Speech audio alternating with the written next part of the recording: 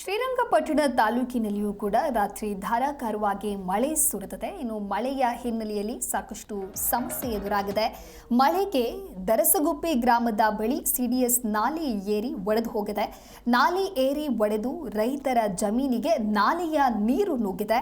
ಏಕಾಏಕಿ ನೀರು ಜಮೀನಿಗೆ ನುಗ್ಗಿರೋದ್ರಿಂದ ಬೆಳೆಗಳೆಲ್ಲವೂ ಕೂಡ ಕೊಚ್ಚಿ ಹೋಗಿದೆ. ಕಬ್ಬು, ಭತ್ತ, ರಾಗಿ, ಅಡಿಕೆ ಸೇರಿ ಹಲವು ಬೆಳೆಗಳು ನಾಶವಾಗಿದೆ. ಬೆಳೆ ನಷ್ಟದಿಂದ ರೈತರು ಕಂಗಾಲಾಗಿ ಹೋಗುತ್ತಾರೆ. ಪರಿಹಾರಕ್ಕೆ ಆಗ್ರಹಿಸ್ತಾ ಇದ್ದಾರೆ.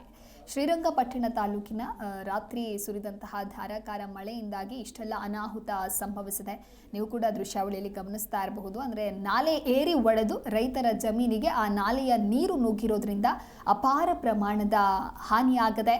ಕಬ್ಬು, ಭತ್ತ, ರಾಗಿ, ಅಡಿಕೆ ಸೇರಿದಂತೆ ಹಲವು ಬೆಳೆಗಳ ನಾಶವಾಗಿದೆ. ಹಾಗಾಗಿ ರೈತರು ಕೂಡ ಕಂಗಾಲಾಗಿ ಹೋಗಿದ್ದಾರೆ. ಕಷ್ಟಪಟ್ಟು ಬೆಳೆದಂತಹ ಬೆಳೆಗಳೆಲ್ಲವೂ ಕೂಡ ನಾಲೆಯ ನೀರಿನಲ್ಲಿ ಕೊಚ್ಚಿ ಹೋಗಿದೆ.